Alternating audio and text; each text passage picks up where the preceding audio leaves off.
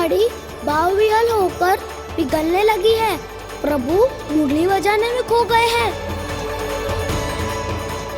और उनके साथ ही खो गए हैं सभी सुनने मनुष्यों, पशु पक्षियों और देवताओं के ही नहीं, जड़ चेतन किसी के लिए को रोक पाना संभव नहीं होगा। कहीं प्रभु की इस मनमोहक मुरली की धुन पर सारा ब्रह्मांड ही ना पिघल जाए। गाना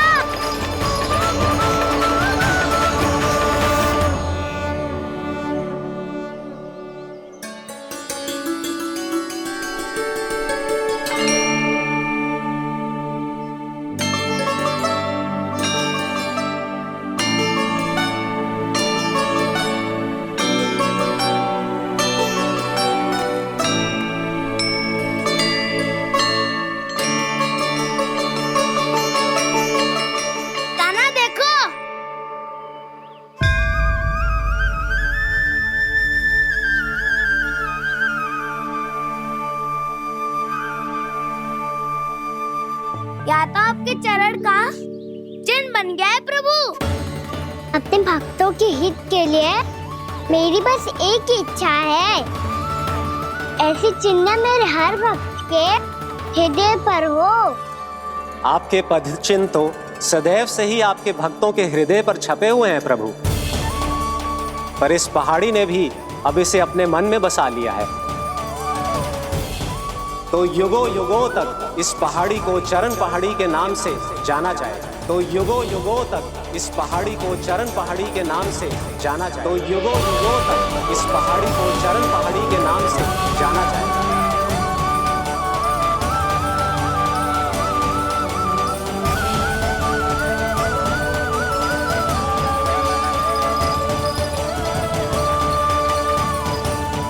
कान्हा, तो हमारे पास से वहाँ कैसे चले गए हो? हमें तो पता भी ना चलो। मैं कहीं ना गया था उज्जवल, और ना ही कहीं जाऊंगा। सदैव यही रहूंगा मैं, तुम सबके पास, तुम सबके मन में। भले ही कोई असुर मुझे तुम सबसे दूर ले जाने का कितना भी प्रयास क्यों ना कर ले। श्री कृष्ण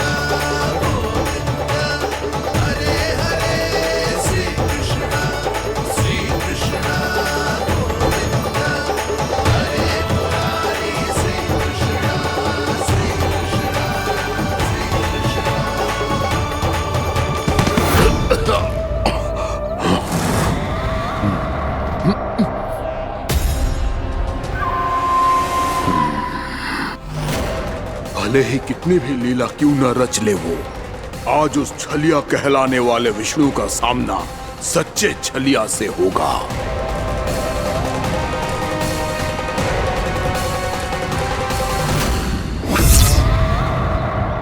कान्हा, तू कहाँ भटक गया हो? तो नहीं सखा, मैं तो भटके हुए वो मार्ग दिखा रहा था।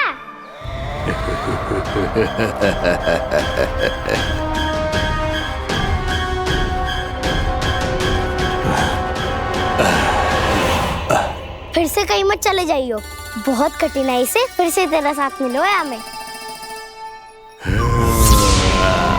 कान्हा, तो इतने दिन बाद आए हो हैं, आज हम केवल गैया ना चराएंगे, कछु आनंद भी लेंगे आज। किसो आनंद?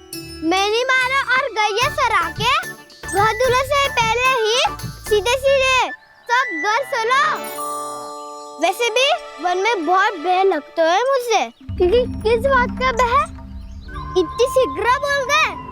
अभी कुछ दिन पहले ही तो उस असुर और देवताओं में कितने भीषण युद्ध हुआ था। हाँ, हम शीघ्र घर जाएंगे। अरे वसंता, वो युद्ध ना था, सब बड़े बड़े देवता हमारे सखा कान्हा को बचाने आए थे। तू ही सोच, जिसकी रक्षा सारे भगवान मिलके एक साथ करते हैं, वो कान्हा हमारे साथ है, तो फिर हमें कैसा भय? वो कान्हा हमारे साथ है, तो फिर हमें कैसा भय? तुम सब भी कौन सी बात लेकर बैठ गए हो? ये बताओ कि आज हम क्या खेलेंगे?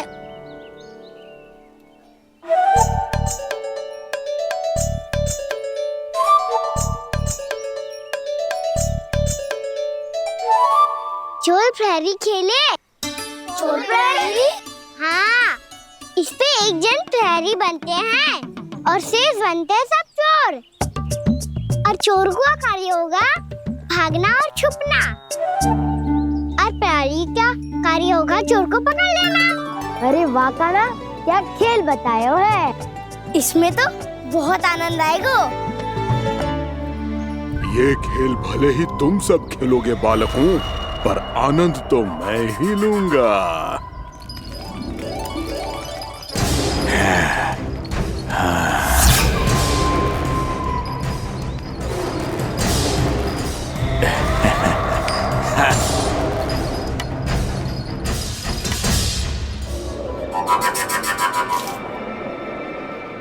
सिक्का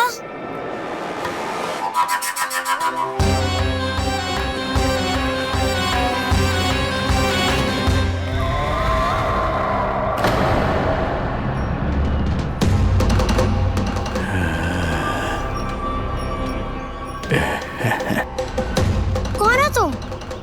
छलिया, मायावी छलिया।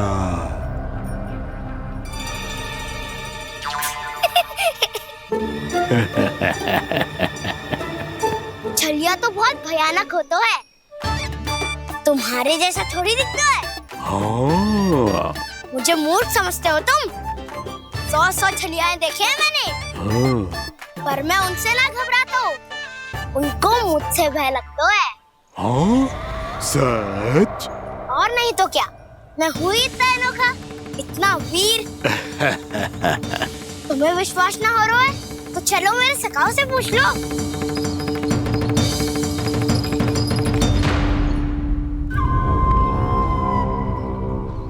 वहाँ क्या देख रहे हो?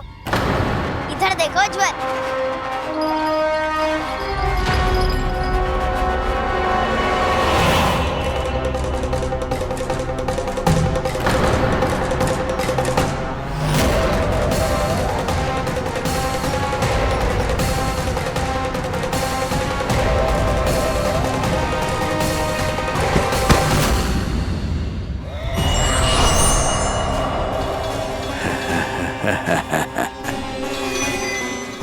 सौ छलिए देखे हैं इसने।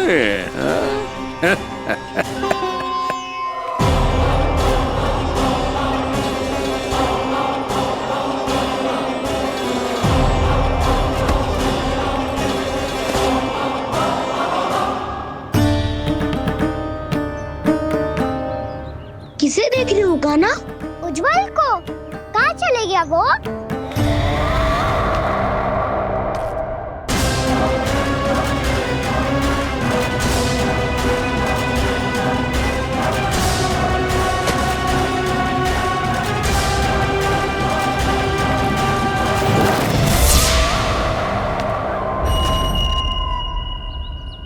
चिंता मत करो काना, उज्ज्वल यही का ही होगा, आ जाएगा। क्या हो गया काना? तूने कही थी ना कि हम चोर प्रहरी खेलेंगे, तो खेल क्यों ना रहो? तुम्हारी प्रतीक्षा कर रहे थे। वैसे तुम कहाँ रह गए थे?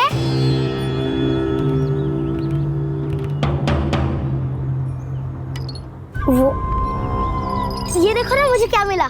सिक्का।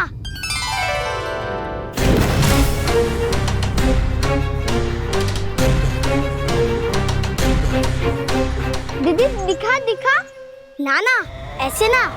जे सिक्का मैं उछालूंगा और जिसके हाथ में आया वो बनेगा प्रहरी और अन्य सब चोर। शिकार है। यदि मैं प्रहरी बन गया तो बहुत सरलता से इस कृष्ण को पकड़कर गुफा में ले जाऊंगा और वहीं इसकी हत्या कर दूंगा। इसे इसके ही यंत्र में फंसाना होगा मुझे।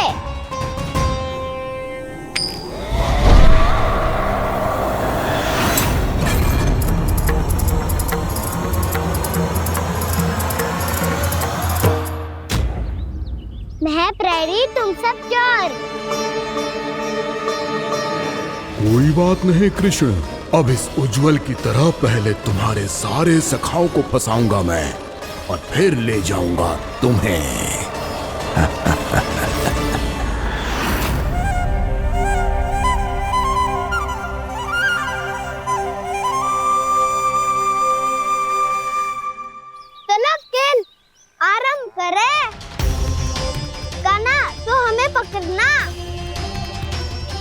आंखें बंद कर काना।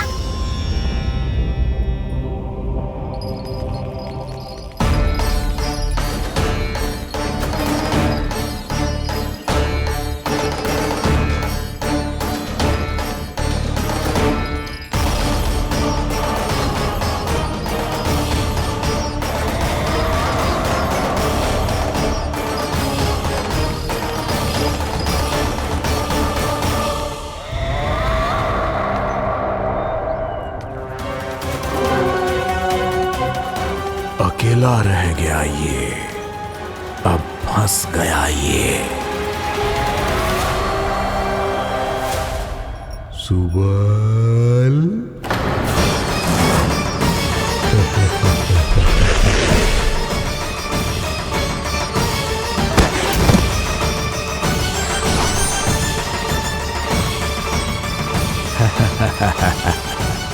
इन सब का तो मुझे पता नहीं, परंतु मुझे बड़ा आनंद आ रहा है इस खेल में।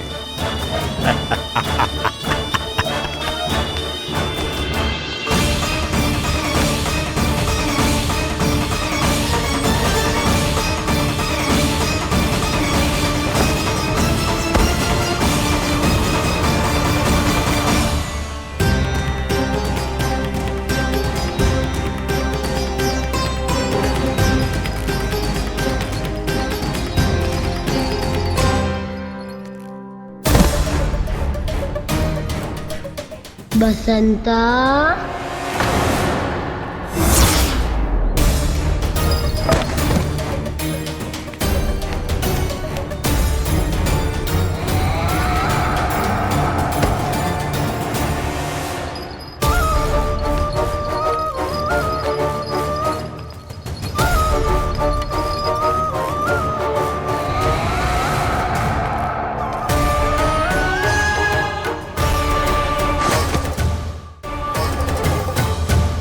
ये तो एक एक करके सभी बालकों को अपना शिकार बनाता जा रहा है। प्रभु ऐसा क्यों करने दे रहे हैं? प्रभु की हर लीला का कोई ना कोई उद्देश्य होता है। यदि वो इस असुर को इन निर्दोष बालकों पर अत्याचार करने से नहीं रोक रहे हैं, तो इसका भी कोई ना कोई कारण अवश्य होगा।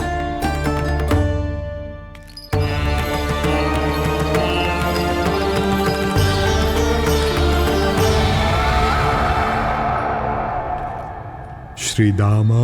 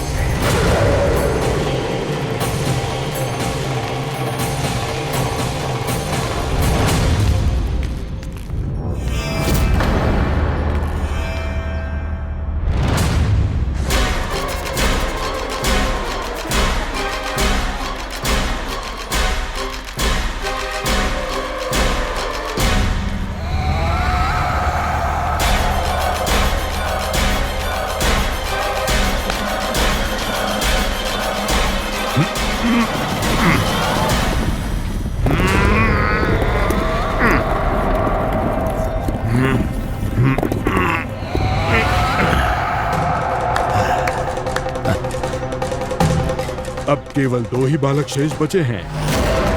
दोनों को पकड़कर ये खेल ही समाप्त कर दूंगा।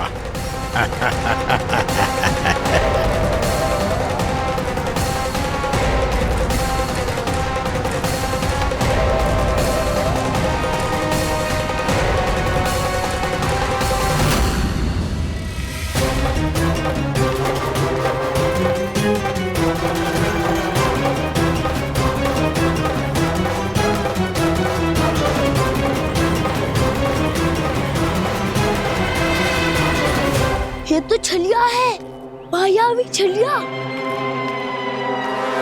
मेरे सभी सखाओं को शिकार बना लिया इसने। मैं इसे नहीं छोड़ूंगा। कान्हा, कान्हा,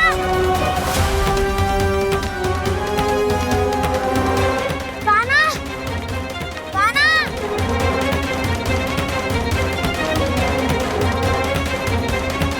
कान्हा। ताऊ,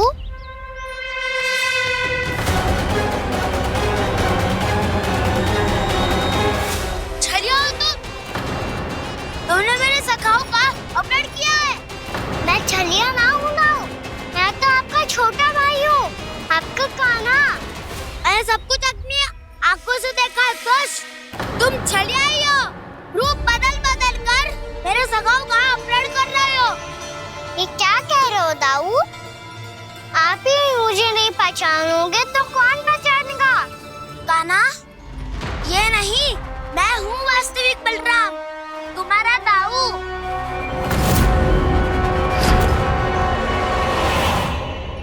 इसके भौकाल में मत आना कान्हा, यही है छलिया।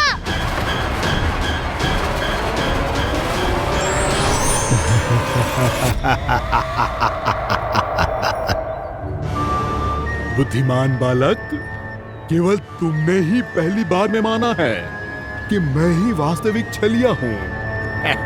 पर हम तुमसे भयभीत नहीं है दस। इसी क्षण हमारे सखाओं को मुक्त कर दो। अच्छा, यदि इतना ही क्रोध आ रहा है तो जाओ, छुड़ा लो अपने सखाओं को।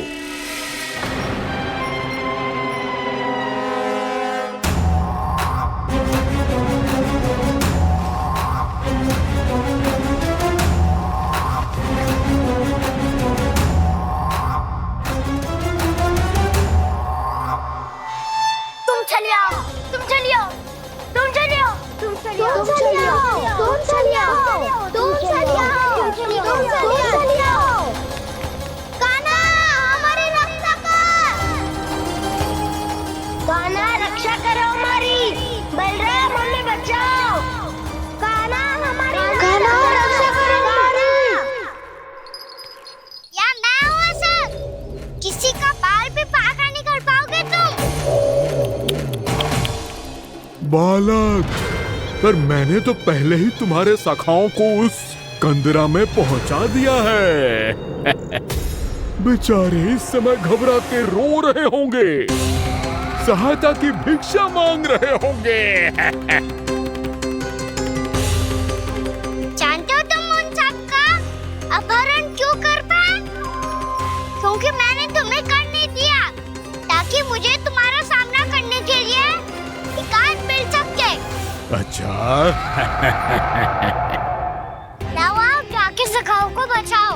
इस दुष्ट के लिए मैं पर्याप्त हूँ।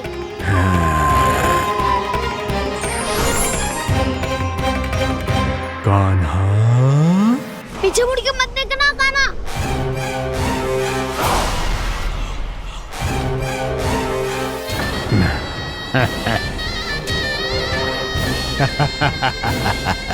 अपने सखाओं की तरह अब तुम भी फंस गए कृष्ण।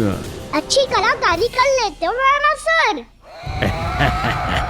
किसे सिखाया ऐसा स्वांग करना? स्वांग नहीं, माया है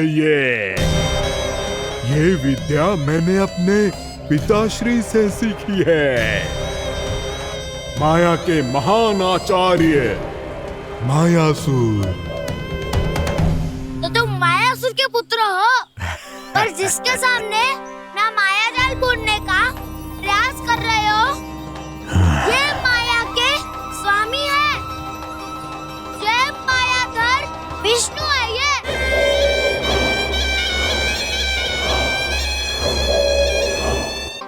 माया जाल बुनने का प्रयास कर रहे हो, ये माया के स्वामी है। ये मायाधर विष्णु है। ये अच्छा, तो होते रहे। मैं तो इनकी हत्या करने आया हूँ और हत्या करके ही जाऊंगा। दाऊ, आप सखाओं को बचाओ, मैं इनका सामना कर लूंगा। पर कान्हा, अभी आप ही ने तो कहा था माया का स्वामी हूँ मैं।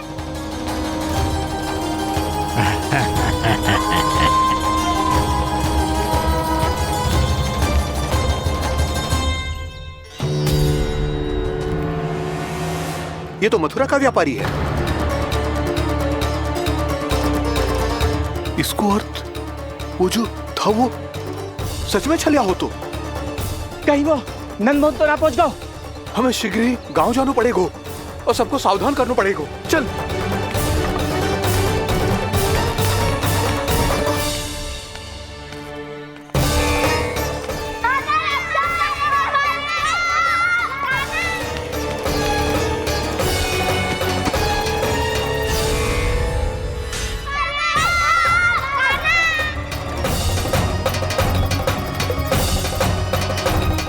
यदि तुम्हें लग रहा है कि मेरे छल के वार से बच गए हो तो मुझसे भी बच जाओगे।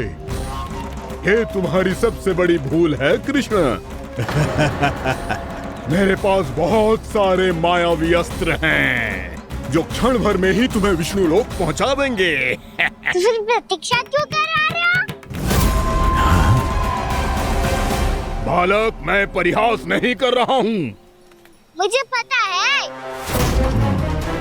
तभी तो कह रहा हूँ शीघ्र दिखाओ ना। मुझे तुम्हारे सारे मायावी अस्त्र देखने हैं। कैसे बालक हो तुम? मैं यहाँ खेल दिखाने नहीं आया हूँ। तो सवेर रात क्यों कर रहे हो ब्रह्मासुर? जो करने आए हो वो ही करो ना। अब देखो कैसे तुम्हारे प्राण एक ही वार में इस देह का साथ छोड़कर उड़ जाएंगे। मेरी मायावी अग्नि तुम्हारे भोले भाले से इस मुख को जलाकर भस्म कर देगी।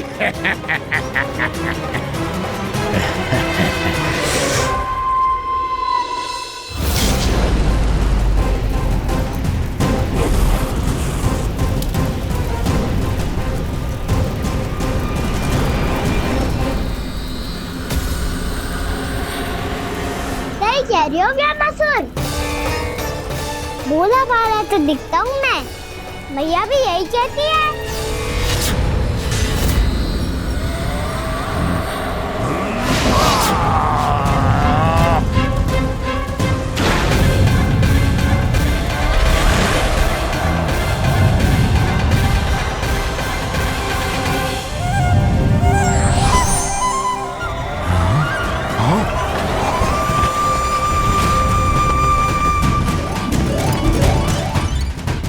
आसन का उपहार देने के लिए बहुत बहुत धन्यवाद ब्रह्मासुर।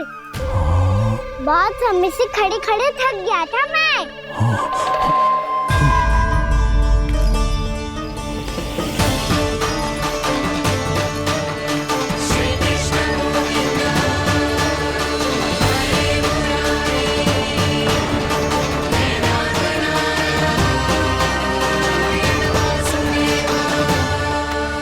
अगला अस्त्र दिखाओ ना।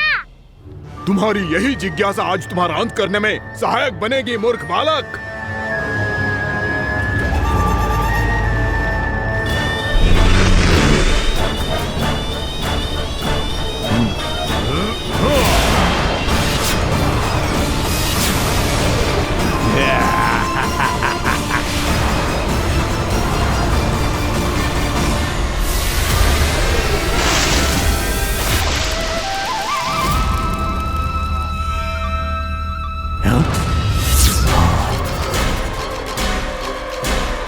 अच्छा, पर प्रक्षालन करना चाहते थे तो पहले क्यों नहीं बताया?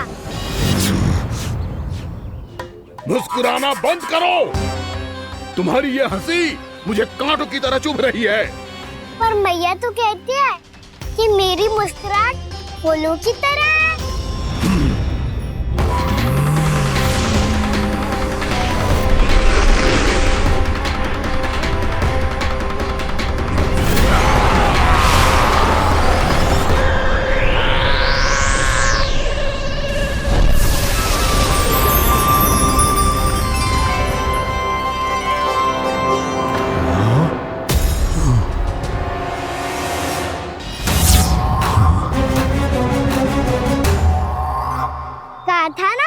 मुस्कुराहट बिल्कुल इन्हीं फूलों की तरह है। और तुम कर क्या रहे हो वहाँ सर? कभी आसन दे रहे हो, कभी पद प्रक्षालन कर रहे हो और अब फूल भी चढ़ा दिए। तुम मुझ पे वार करने आए हो कि पूजा करने? तुम्हारी पूजा तो मैं अब ऐसी करूंगा कि तुम मृत्यु के बाद भी मुझे भूल नहीं पाओगे बालक।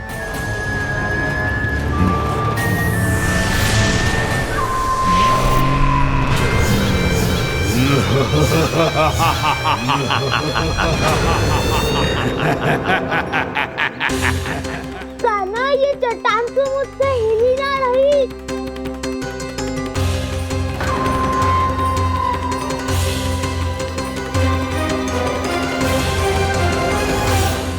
अभी कंदरा के अंदर कुछ क्षणों में ही प्राण वायु समाप्त हो जाएंगे।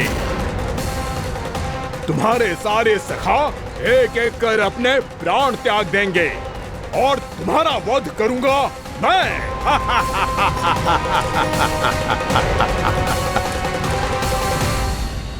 अरे सब जन बच के रहना। छलिया आया हुआ है वृंदावन में। अरे छलिया आ गया है। वृंदावन में मायावी छलिया। अरे क्या हुआ? कौन छलिया? मायावी छलिया, सबको छलता है वो। हाँ, कुछ भी कर सके है वो। बहुत भयानक। अरे भानु ठहर जरा, क्या हुआ? बहुत भयानक है वो, बच के रहना सब लोग। अरे भेष बदल ले तो है वो। हाँ। क्या हुआ? छलिया है वो। अरे पूरी बात तो बताओ। रानी भाभी, रानी भाभी, कान्हा घर पर ही है ना? ऐसे भड़बड़ा क्यों रहे हो? कोई भूत देख लियो है क्या? भूत ना भाभी, छलिया से भेंट हो गई। सच्ची का मायावी छलिया है भाभी। क्या उल्टा सीधा बोले जा रहे हो? ठीक से बताओ। अब बोलो भी। वो कान्हा के पीछे पड़ो है वो। मेरे लल्ला के पीछे? हाँ रानी भाभी, हमारे अचेत होने से पहले हमने उसे ये कहते सुना था कि वो वृंदावन आने वाला है कान्हा से मिलने। हे नारायण, मेरे कान्हा की रक्षा करना। जसोदा जी, मायावी छलिए से बचना बालकों के बस की बात ना है। जीजी, बालक वन में अकेले हैं।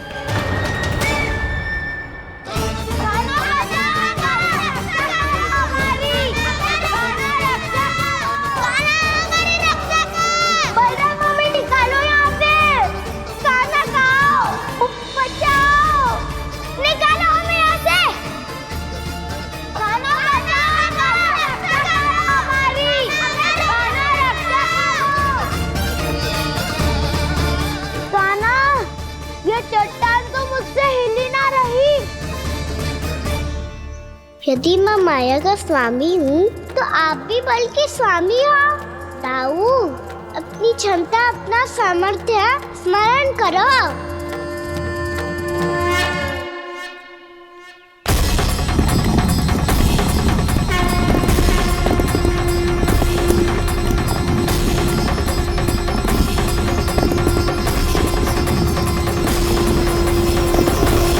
इससे पहले कि वो कंदरा का द्वार खोल के तुम्हारे सखाओं को बाहर निकाले, मैं तुम्हारे प्राण ले लूंगा कृष्ण।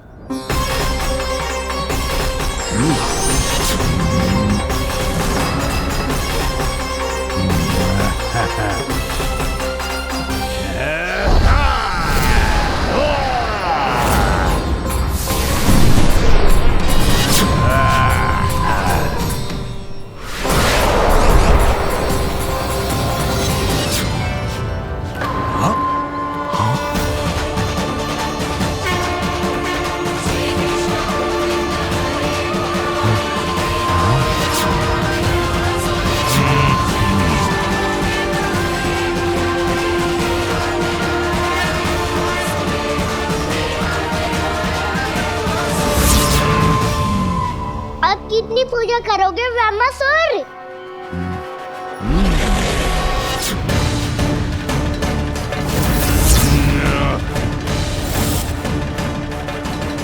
प्रभु तो खेल खिला रहे हैं इससे, और ये खेले जा रहा है विवश होकर, उनकी माया से बाध्य होकर।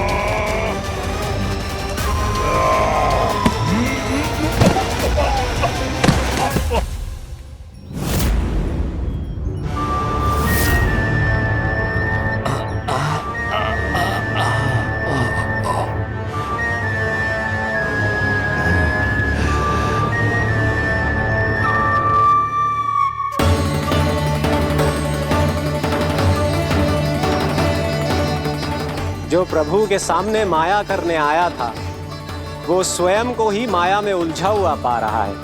नारायण नारायण। लो, अब तो तुमने दंडवत प्रणाम भी कर लिया, माया भी कथा भी उपहार में दे दी। तुम चाहते क्या हो वामासुर? मेरी शरण में आना है क्या?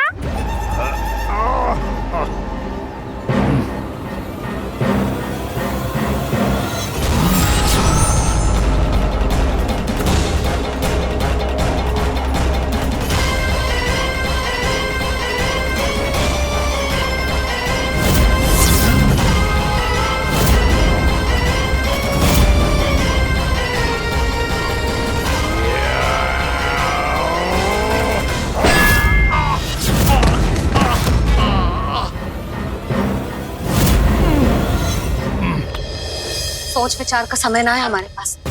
अपने बालकों की रक्षा के लिए इसी क्षण में निकलना होगा। और वो छलिया किसी का भी रूप धारण कर सकते हो। सुलक्षणा तेरा, शांति तेरा या मेरा, किसी का भी रूप धारण करके हमें भ्रमित कर सकते हो। इसीलिए हमें सतर्क रहना होगा। समझ आई? चलो।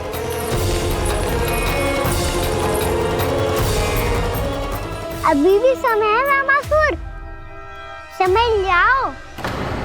यदि मैया आ गई तो बात गड़बड़ हो जाएगी।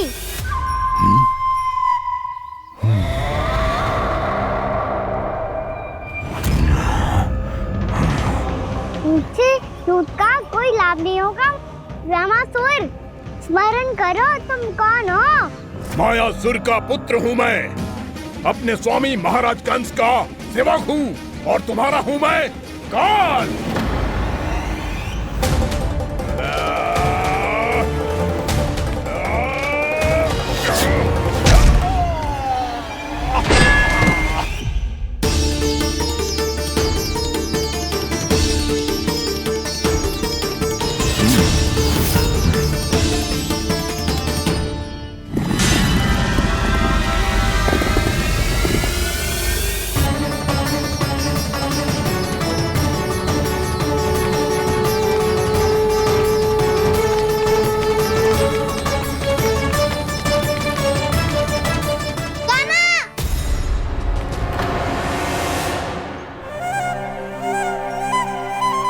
बाबा कहते हैं दुष्टों को पहले बातों से समझाना चाहिए, फिर भी ना माने तो अस्त्र ना उठाना दृढ़ता होती है।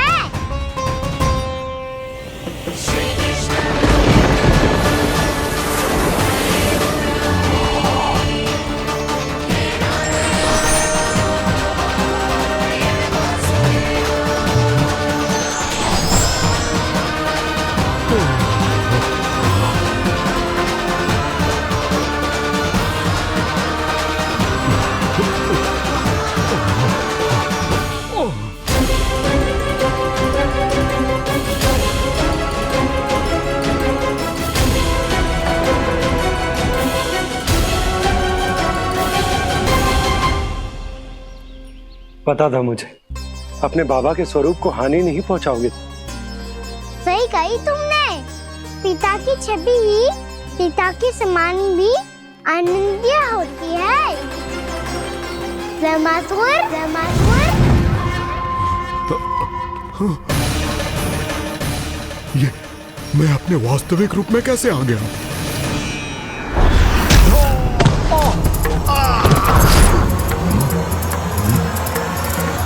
मेरे बाबा का स्वरूप नहीं लेना चाहिए था तुम्हें। मैया ने सिखाया है भूल को क्षमा किया जा सकता है, पर जानबूझ के किए गए अपराध के लिए दंड ही एकमात्र विकल्प होता है। ये बार बार अपनी मैया का नाम ले रहा है। यदि मैं वो स्वरूप लूं तो अपनी मैया पर वार नहीं कर पाएगा ये।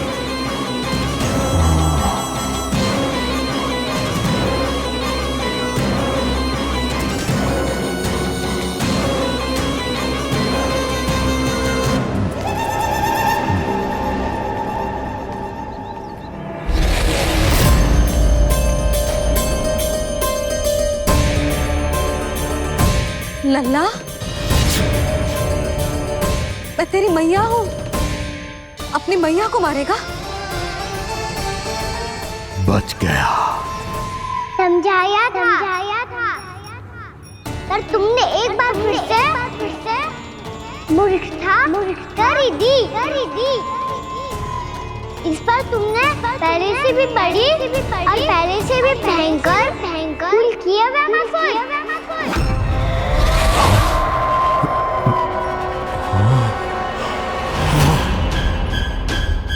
ये क्या हो रहा है मुझे? बार बार मेरा रूप क्यों बदल रहा है? ममता को समझे बिना अधिक समय तक मैया का स्वरूप हरण करके नहीं रख पाओगे वैमासुर।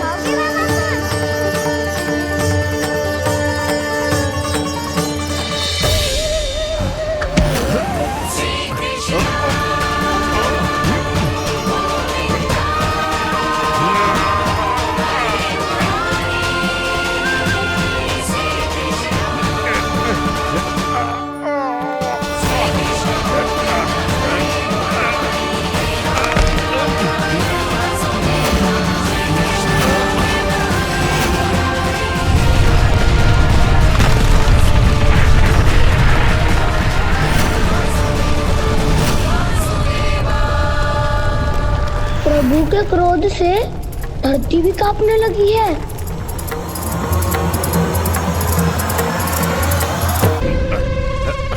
पुत्र को मारने के उद्देश्य से एक माँ का रूप लिया तुमने।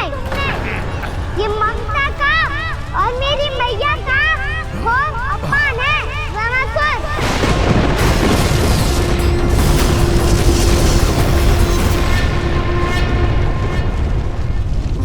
इससे पहले इस असुर के कारण निर्दोष प्राणियों का कोई अहित हो, मुझे कुछ करना होगा। यदि मैं माया का स्वामी हूँ तो आप भी बल के स्वामी हो। दाऊ, अपनी क्षमता अपना सामर्थ्य स्मरण करो।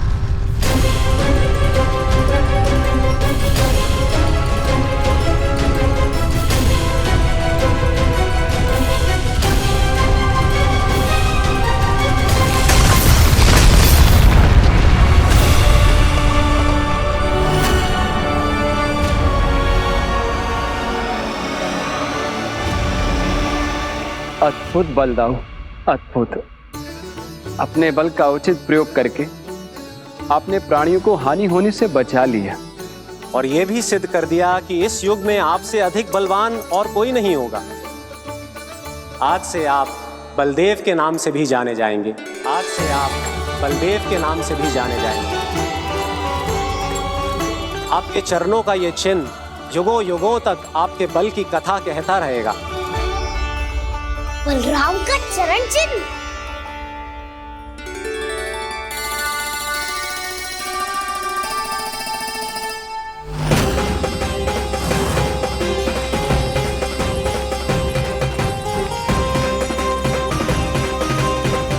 मेरी माया से आज तक कोई नहीं बच पाया है। एक बार मुझे छोड़कर देखो, फिर पता चलेगा कि मैं हूँ कौन। पहले ये तो देख लो कि मैं कौन हूँ।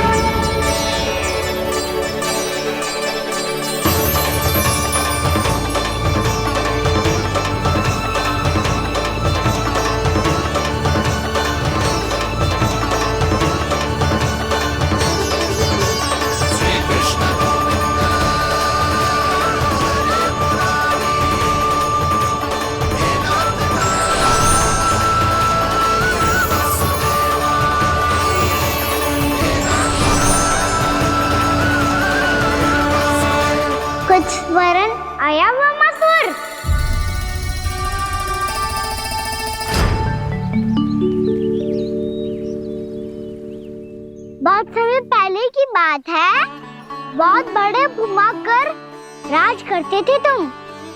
तुम्हें महान राजा भीमम के नाम से जाना जाता था। सब कुछ था तुम्हारे पास, पर शांति नहीं थी। इसीलिए शांति की खोज में अपना संपूर्ण राज अपने पुत्रों को सौंप कर मलय पर्वत की ओर चल दिए।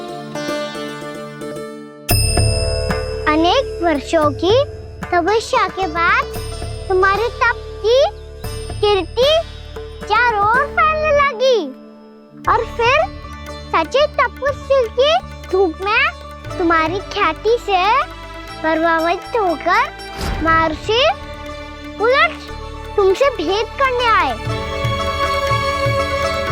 राजा भीमरथ, आपने ईश्वर की प्राप्ति के लिए सब कुछ छोड़ दिया, पर अपना अभिमान नहीं छोड़ पाए। इसीलिए मेरे आगमन पर सम्मान के साथ खड़ा होना तो दूर, मेरा अभिवादन भी नहीं किया। अभिमान तपस्वी का गुण नहीं होता है राजन, अभिमान राक्षसी गुण है।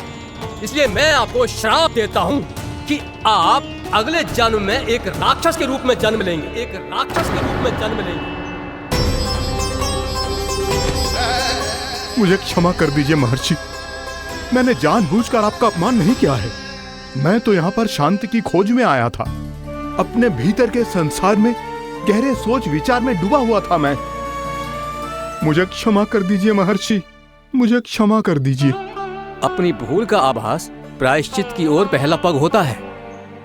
मैं अपना श्राप तो वापस नहीं ले सकता, परंतु आपको एक वचन अवश्य दे सकता हूँ। जब भी प्रभु नारायण का अवतार होगा, आपको उचित समय पे वो वरदान देंगे जिसकी आप लंबे समय से प्रतीक्षा कर रहे हैं।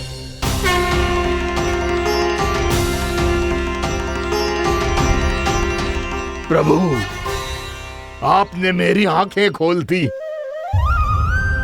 अब मुझे पता चल गया है कि आप कौन हैं और मैं कौन हूँ। इसलिए आप मुझ पर कृपा करके अपने चरणों में स्थान दे दीजिए। मुझे वो शांति प्रदान कीजिए जिसकी खोज में मैं वर्षों से भटक रहा हूँ। शांति तो मोक्ष में ही है, इसीलिए मैं तुम्हें मोक्ष का वरदान देता हूँ।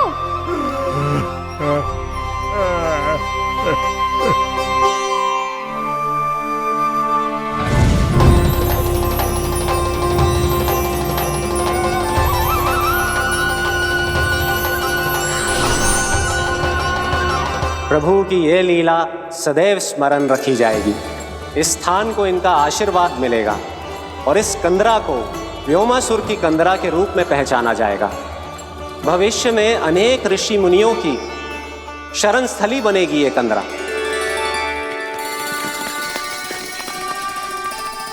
ये कोई साधारण बालक ना है। ऐसा चमत्कार कोई साधारण बालक थोड़ी ना कर सकते है। तुम सत्य कह रहे थे बलराम, गाना सच्ची में भगवान ही है। तभी तो सब देवता इसे बसाने और इसकी ओर से युद्ध करने आते हैं। तुम सब ऐसे आंखें फाड़ के क्यों देख रहे हो मुझे?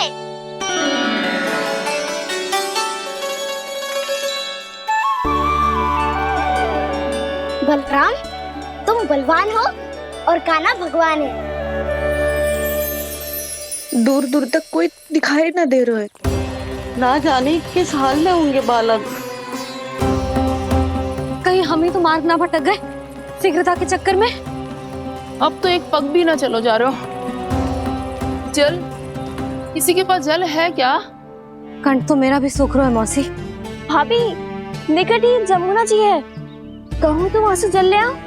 मैं भी जा रही हूँ भाभी, एक से भले दो। हाँ चल, शीघ्रता से आओ। हाँ।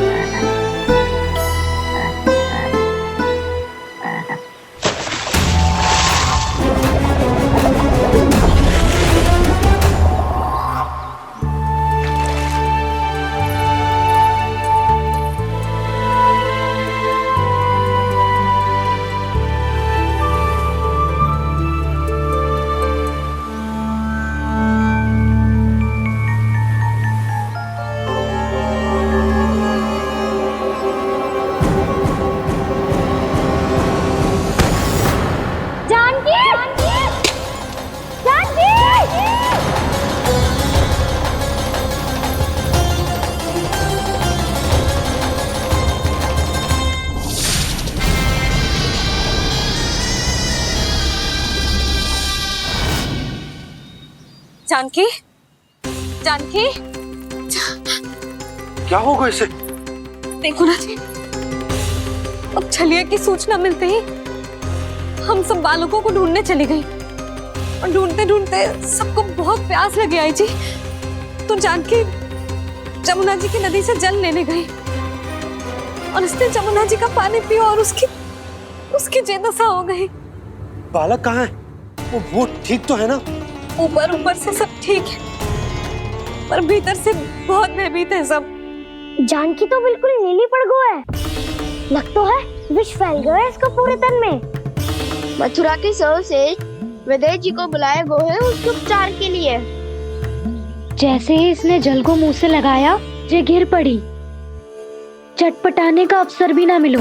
हाँ वैद्य जी, और निकटी मृत पशु भी पड़े हुए थे। हाँ, मैंने भी अस्थियां देखी थी। इसका तो यही अर्थ हो सकता है कि समस्या वहाँ के जल में ही हो। वैद्य जी, आप रोगी की नाड़ी पे ध्यान दो ना। जे गोपिया क्या कह रही है उसे सुनने की आवश्यकता ना है। जब तक विष के कारण का पता नहीं चल जाता, हम उपचार कैसे कर सकते हैं रानी जी? जी, वो निकट ही यमुना जी में एक विशेष क्षेत्र है। ये सब उसी के जल की बात कर रहे हैं। तब तो ऐसा भी हो सकता है कि किसी विषैले सर्प के काटने का प्रभाव हो।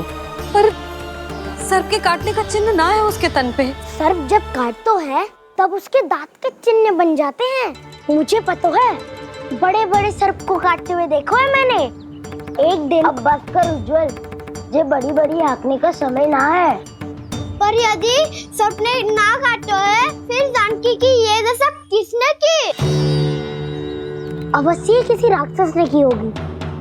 नाना, कोई विषैला पशु भी तो हो सकता है। या अवश्य किसी महाविषैले सर्प के विष से हुआ है। सर्प ने भले ना काटा हो, लेकिन यह अवश्य ही किसी महाविषैले सर्प के विष के कारण हुआ है। कालिया नाग। कालिया नाग?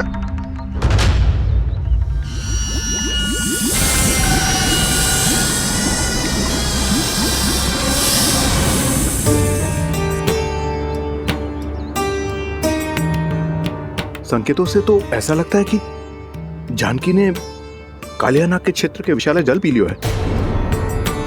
कालिया नाग एक लोक सुरती है, कल्पना में गढ़ी हुई एक कथा, और कछु ना है। हमें जाके पता लगाना पड़ेगा। पर हमें वहां जाने से मना किया है ना बड़ों ने। उज्जवल सही कह रहे हो है। इस समय जानकी के स्वास्थ्य से अधिक महत्वपूर्ण और कछु ना है। जानकी हमारे लिए ही जलाने गई थी जी। ना मैं उसे जाने देती ना जैसा वो तो। वैद्य जी, आप शीघ्र कछु करो, कैसे भी कछु भी करो, पर इसके प्राण बचा लो। यशोदा, धैर्य रखो, श्री नारायण पर विश्वास रखो, वो सब ठीक करते हैं।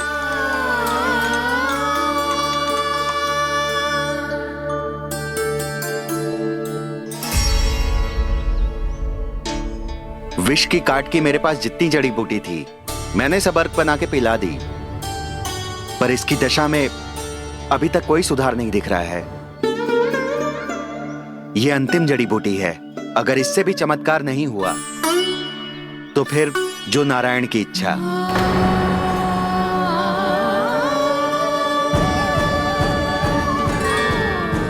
पर कोई तो उपाय होगा जानकी को बचाने का। कान्हा, यदि तुझे किसी औषधि के बारे में पता है, हमें बता दे, हम जाके ले आएंगे।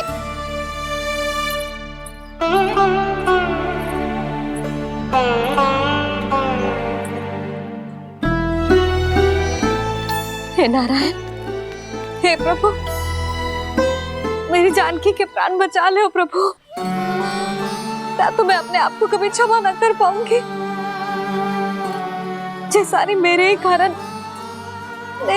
बनाई थी। उसकी रक्षा करो प्रभु, मेरी पुकार सुनो। कान्हा, तूने हमें वत्सासुर से बचाया था ना? और बकासुर से भी तो। और छलिया से भी तो तूने ही बचाया था ना हमें। क्या ऐसा कोई उपाय ना है जानकी को बचाने का? धनवंतरी,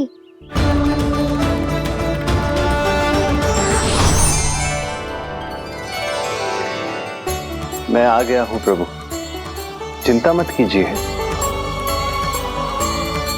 आपके आदेश का पालन अवश्य होगा। यशोदा मैया,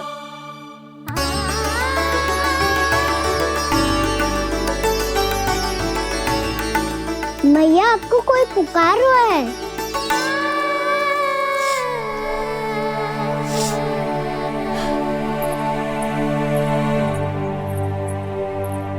चिंता मत करो मैया, अब धनवंतरी जी आ गए हैं और सब संभाल लेंगे। धनवंतरी जी कौन है? जिन्होंने संसार का आयुर्वेद दिया, आरोग्य के देवता, वे श्री नारायण के अवतार।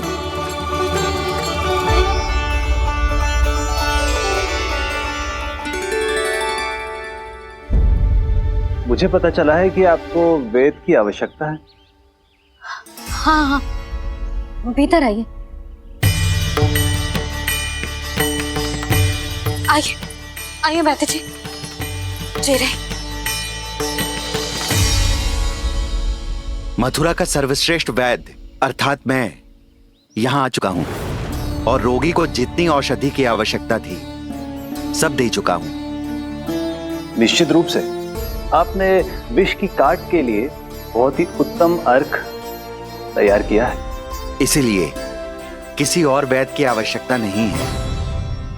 किंतु आप अकेले कितना कुछ करेंगे वैद्यराज, मुझे अपना सहायक ही बना लीजिए।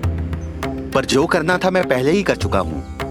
हाँ, वो तो आप कर चुके हैं, बस रोगी के तन से विष निकालना शेष है ना वैद्यराज? हाँ हाँ, बस वही शेष है। इनके रक्त को विष रहित करने में मैं आपकी सहायता करूंगा। पहले ये संजीवनी मानी जाने वाली इन लाल फूलों की बूटी को भी घिसना है ना?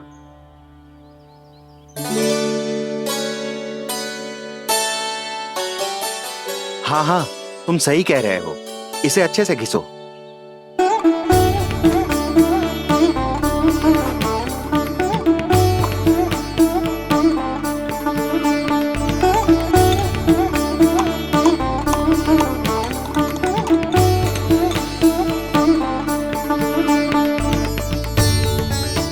और ये नीले फूलों को भी तो मिलाना है ना? हाँ हाँ, अच्छे सहायक बन सकते हो तुम, ऐसे ही श्रम करते रहो।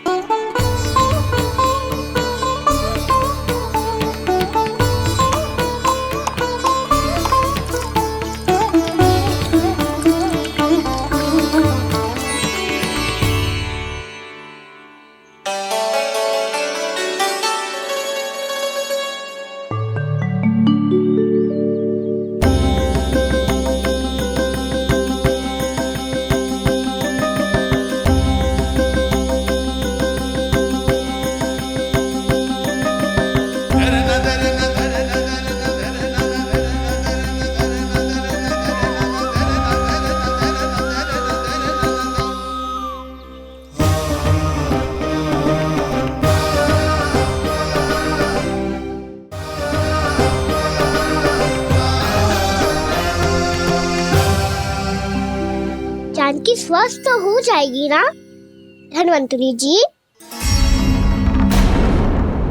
धनवंतरी? प्रभु, अब मैं क्या करूं? आपने तो स्वयं ही मेरी पहचान उजागर कर दी।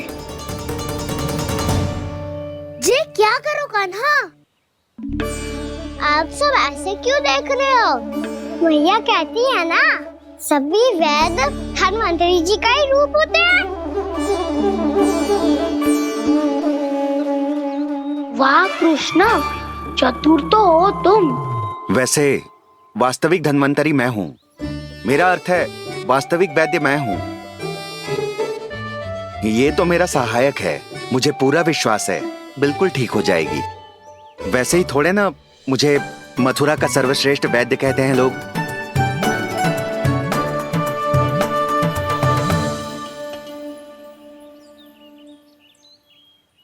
जसोदा भाभी, जसोदा जी, जानकी को चेतना आ गई। जानकी, जानकी, जानकी, तू ठीक है ना? क्षमा करना भाभी, मैं आपके लिए जल ना ला पाई। बस बहुत भूख लगी है। मैं अभी कच्चा लाती हूँ। जानकी, माखन खाओगी?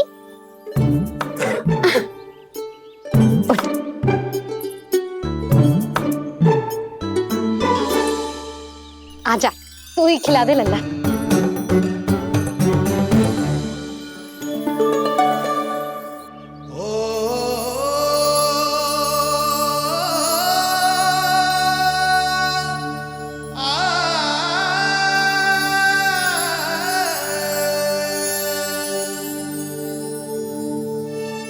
तुम सब मेरे लल्ला को माखन चोर कहती हो ना? आज देखो, अपना ही माखन जानकी को खिला रहे हो।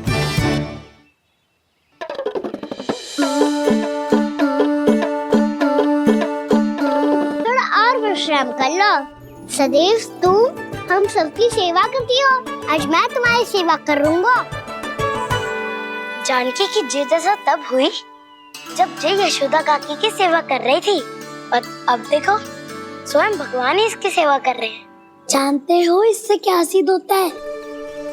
जो भी यशोदा मैया की पूजा करेगा, अर्थात अपने माता पिता की सेवा करेगा, उनके साथ सम्मान से व्यवहार करेगा, ईश्वर स्वयं उसका ध्यान रखेंगे। कभी धन्वंतरी के रूप में तो कभी स्वयं कान्हा के रूप में। भक्त और भगवान का देखो कैसा ये अनुराग, स्वयं करे सेवा प्रभु, अद्भुत गोपी का भाग्य। प्रभु इन सब पृथ्वीवासियों से कितना घुल मिल गए हैं। ना तो ये प्रभु को भगवान मानते हैं और ना ही प्रभु अपने आप को इनसे सर्वश्रेष्ठ समझते हैं। अपने आचरण से ये सिद्ध कर रहे हैं कि ये सभी में हैं और सभी इनका ही अंश है।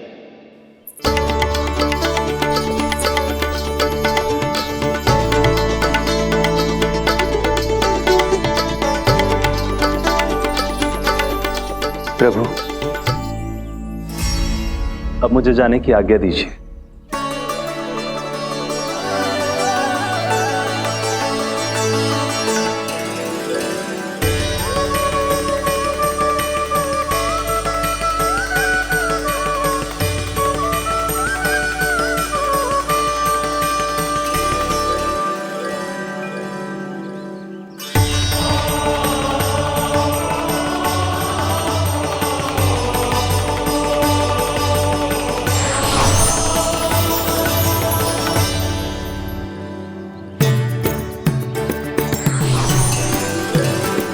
कान्हा ने तो सच्ची में धन्वंतरी जी को बुला लिया था।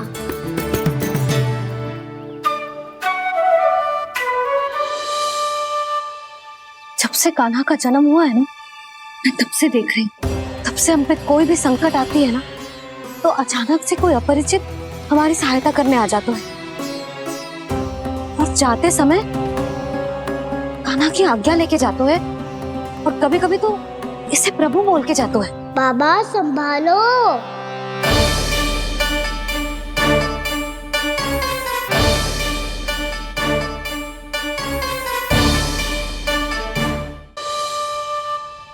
जब से कान्हा का जन्म हुआ है ना, मैं तब से देख रही हूँ, तब से हम पे कोई भी संकट आती है ना, तो अचानक से कोई अपरिचित हमारी सहायता करने आ जाता है, और जाते समय कान्हा की आज्ञा लेके जाते है, और कभी कभी तो इसे प्रभु बोल के जाते है। बाबा संभालो। यशोदा, इस जानकी को चढ़ो है और विचित्र विचार तुम्हारे मन में है। अरे सब जानते हैं कि हमारा परिवार राजसी, तुम्हें पता ना चलता हो वो, पर हमारे कान्हा को सब राजकुमार ही समझते हैं देखकर। इसीलिए उसे सम्मान देने के लिए सब ऐसा ही करते हैं, और कोई बात ना है।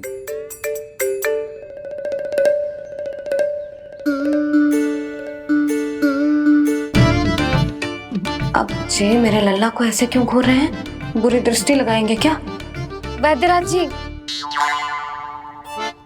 आपके सहायक तो गए, अब आप यहाँ क्यों?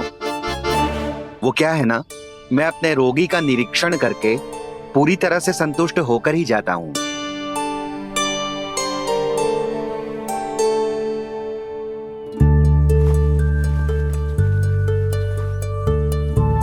हाँ, संकेत तो अच्छे हैं, कल सुबह तक बिल्कुल ठीक हो जाएगी। धन्यवाद वैद्य जी।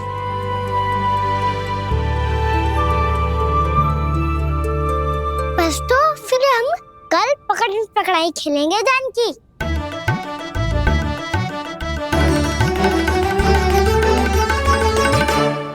भानु, बंसी, जाकर उस क्षेत्र के चारों ओर बाड़ बनवा दो और वहां सूचना पट्ट भी लगा देना, ताकि जानकी के साथ जो हुआ है वो किसी और के साथ ना हो। शीघ्र जाओ। जी ठीक है।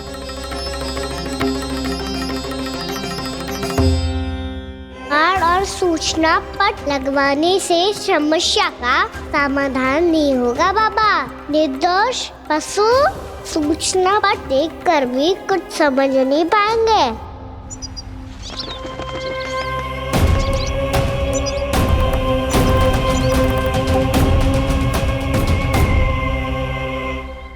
तो तुम्हारे कहने का अर्थ यह है कि व्योमासुर मारा जा चुका है और वो बालक अब भी जीवित है। हाँ महाराज, मैंने गोप बालकों को कहते सुना था कि कृष्ण ने छलिया को मोक्ष दे दिया है, पर वृंदावन सुरक्षित नहीं है महाराज। वो एक बहुत बड़ी समस्या से जूझ रहे हैं। कैसी समस्या? गांव के निकट क्षेत्र में किसी विषैले सर्प का निवास है। उसके विष का प्रभाव इतना भयानक है महाराज, जैसे विष ना हो, स्वयं हलाहल हो। मेरी कोई भी औषधि रोगी का उपचार नहीं कर पा रही थी। निकट के क्षेत्र में कहाँ है वो सर्प? गोप मानते हैं कि वो सर्प गांव के निकट यमुना नदी के जल में रहता है। मुझे तो लगता है महाराज, ये कालिया नाग की कथा कोई किंवदंती या लोक श्रुति नहीं, एक सच्चाई है, एक विशैली सच्चाई।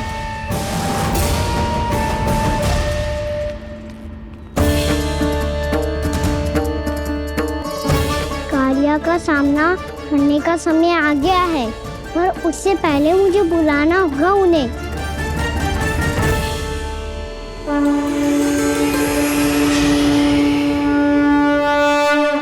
संसार के दारुण भय का नाश करने वाले, सभी कष्टों का हरण करने वाले, विश्व का समस्त ऐश्वर्य प्रदान करने वाले, कमल जैसे लोचन, मुख और चरणों वाले आजानुभुज श्री राम को मैं बार बार नमस्कार करता हूँ। आपदामपहर्तारं दातारं सर्व संपदा लोकाभिरामं श्री रामं भूयो भूयो नमाम्यहम्। कागभूसोंडी कागभूसोंडी कागभूसोंडी। प्रभु क्षमा करें, मुझे जाना होगा।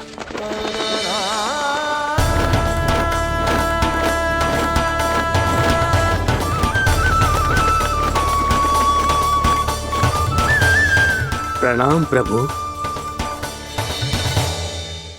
अनेक बार मैं आपके दर्शनों के लिए आया प्रभु। कभी नंद भवन के झरोखों से आपके दर्शन करके चला जाता था, तो कभी दूर किसी वृक्ष की आड़ से आपको निहार लिया करता था। आज आपने स्वयं मुझे बुलाकर धन्य कर दिया प्रभु।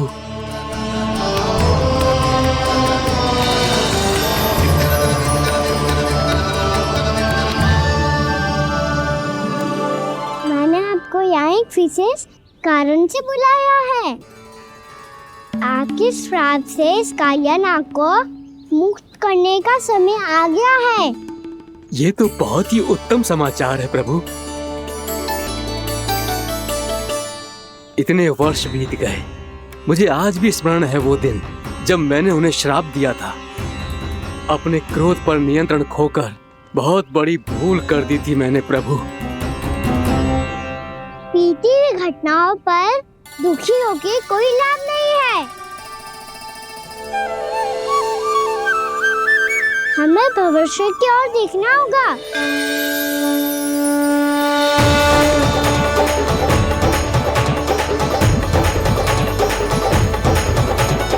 आदेश कीजिए प्रभु, क्या आज्ञा है आपकी? जब मैं कालिया नाग का सामना करने जाऊं, तो आप यहीं रहेगा। आपको अपने आप पता चल जाएगा कि कब क्या करना है। और हाँ, लौटते जाते समय नारद मुनि से कहिएगा, वो आकर मुझसे भेंट करे। अवश्य प्रभु, प्रणाम। क्या इसने सच्ची में देवर्षि नारद को बुलाया है?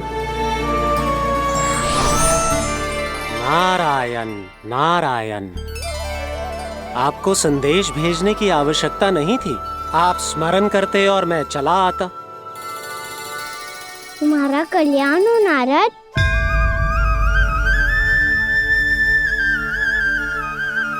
मैंने तुम्हें एक विशेष कार्य के लिए बुलाया है। आज्ञा दीजिए प्रभु। तुम्हें एक बार फिर कंस से भेंट करनी होगी। विचार कीजिए महाराज, क्या आप बिना किसी शंका के कह सकते हैं कि कौन सी पंखुड़ी पहली है और कौन सी 8वीं? उस दुष्ट से भेंट करना स्वयं कीचड़ में उतरने के समान है प्रभु। कमल पुष्प प्राप्त करना हो तो कीचड़ में उतरना पड़ता है नारद। आपका आदेश तो मैं स्वप्न में भी नहीं टाल सकता प्रभु। कंस कालिया नाग के बारे में जान गया है, पर वो उसका सामना करने का साहस नहीं कर पाएगा। मैं आतुर हूँ प्राप्ति, मूर्ख नहीं। मेरी बुद्धि फिर नहीं गई है। मैं स्वयं उस कालिया जैसे महाविषैले सर्प के सामने खड़ा हो जाऊं और अपने ही काल को आमंत्रित कर लूं। तो फिर अपने लाभ के लिए उसका प्रयोग करने का कोई और उपाय सोचिए स्वामी। कुछ ऐसा कीजिए कि यमुना नदी का पूरा जल विषैला हो जाए और वृंदावन वासी उसका उपयोग करे, और आपका काल कहलाने वाला वो बालक स्वयं काल के गाल में चला जाए। उत्तम उत्तम सुझाव है प्राप्ति। अब मुझे उस कालिया तक पहुंचने का मार्ग ढूंढना होगा। उसको विवश करने का कोई उपाय ढूंढना होगा, क्योंकि व्यक्तिगत रूप से उससे भेंट करना असंभव है। असंभव। आप सही कह रहे हैं प्रभु। कंस में उतना सामर्थ्य नहीं कि वो कालिया नाग का सामना स्वयं कर सके। वैसे तो कालिया गरुड़ देव का भी सम्मान नहीं करता, तो फिर वो कंस का सम्मान क्यों करेगा भला? नहीं करेगा, पर कंस तुम्हारा सम्मान अवश्य करेगा नारद। तुम्हारी बातें भी सुनेगा और मानेगा भी। ये मेरी योजना का बहुत ही महत्वपूर्ण भाग है। तुम कंस के पास जाओ और कहो कि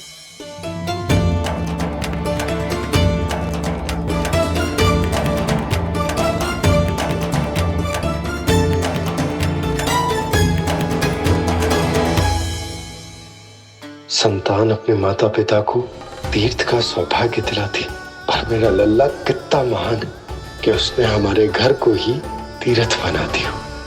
ऐसा तीर्थ जहां मेरी आंखों के सामने भक्त और भगवान का मिलन हो रहा है। जो आज्ञा प्रभु।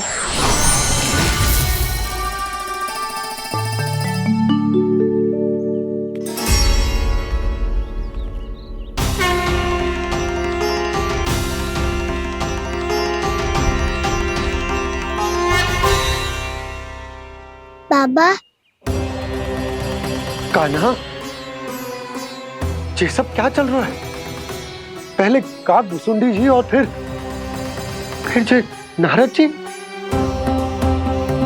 क्या योजना बना रहे हो तुम?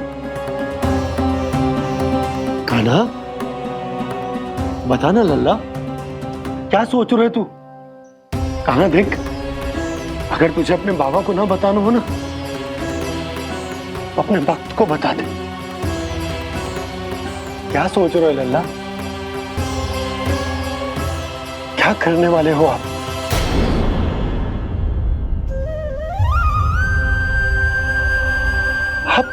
आप इतने दुखी क्यों हो? कान्हा, कान्हा, क्या होगा?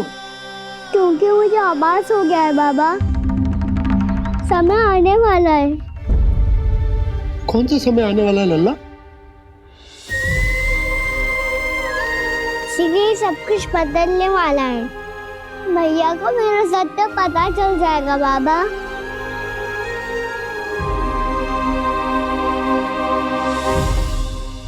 पर लल्ला, इसका काक भुसुंडी और कालिया नाग से क्या संबंध है? ऐसा क्या हुआ था और क्या होने वाला है?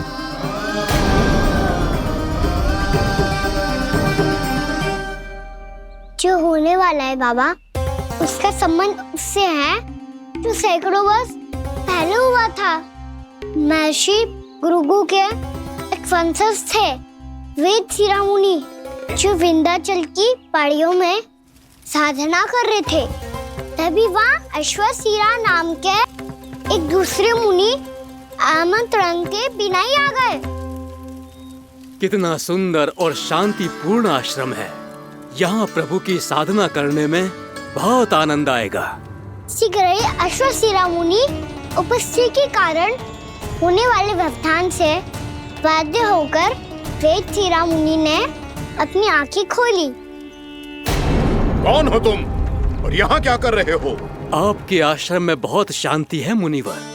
साधना करने के लिए बहुत ही उत्तम स्थान है ये। मैं चाहता हूँ कि मैं भी यहाँ। आप यहाँ साधना करना चाहते हैं, लेकिन इतना भी नहीं जानते कि किसी के आश्रम में प्रवेश करने से पहले उसकी आज्ञा लेनी चाहिए।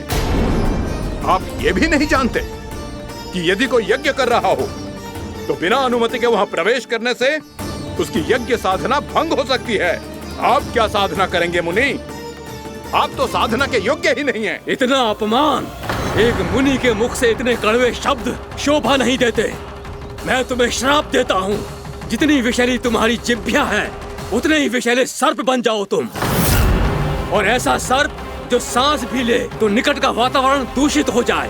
तुम्हारे इस दुस्साहस के लिए मैं तुम्हें श्राप देता हूँ कि तुम अभी इसी क्षण कौवा बन जाओ, और ऐसा कौवा जो कांव कांव करके अनर्गल प्रलाप करता रहे।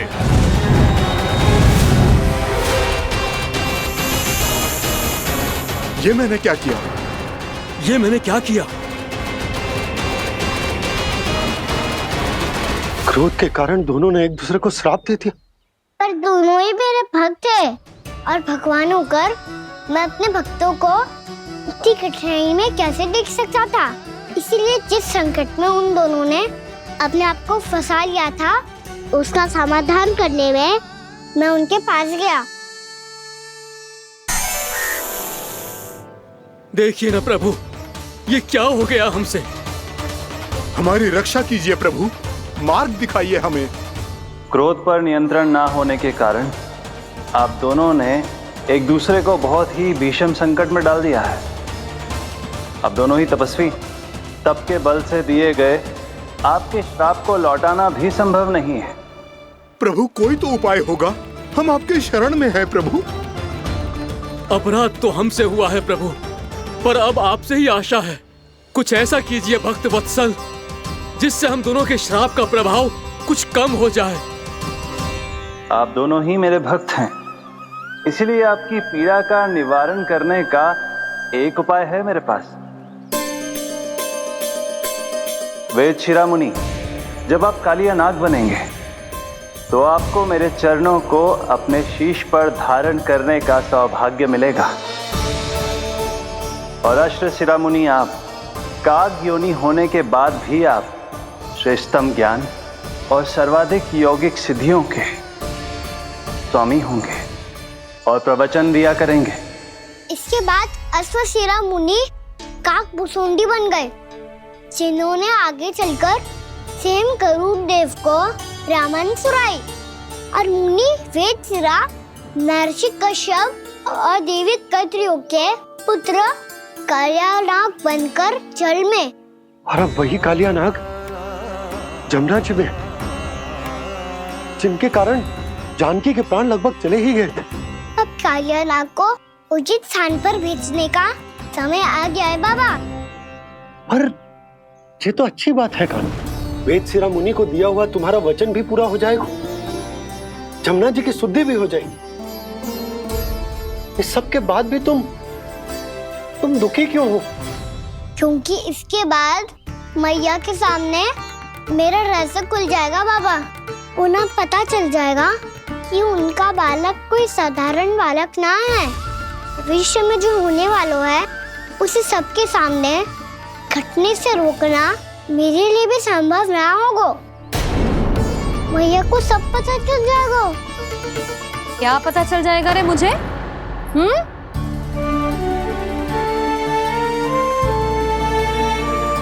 यही कि सबसे अधिक प्रेम मैं आपसे ही करता हूँ। अब बस भी कर, चलो भोजन के लिए बुलाने आई थी तुम दोनों को। भूखा थोड़े ना रहने दूंगी अपने लल्ला को, मेरा लल्ला दुर्बल हो जाएगा ना। आप खिलाओगे तो ही खाऊंगा। हाँ ठीक है, मैं ही खिलाऊंगी। अब चल, आओ जी चल।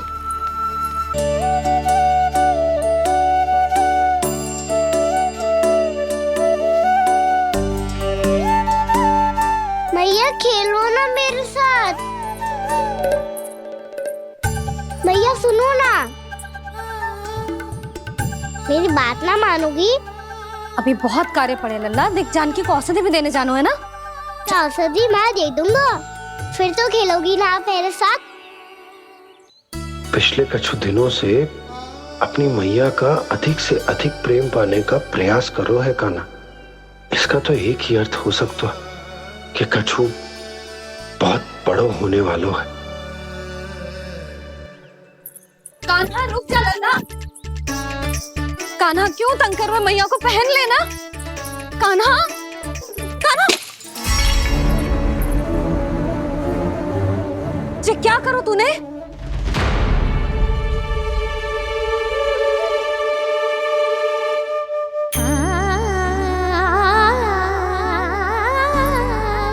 अच्छा ठीक है, अब मुंह लटकाने की आवश्यकता ना है। ये ले।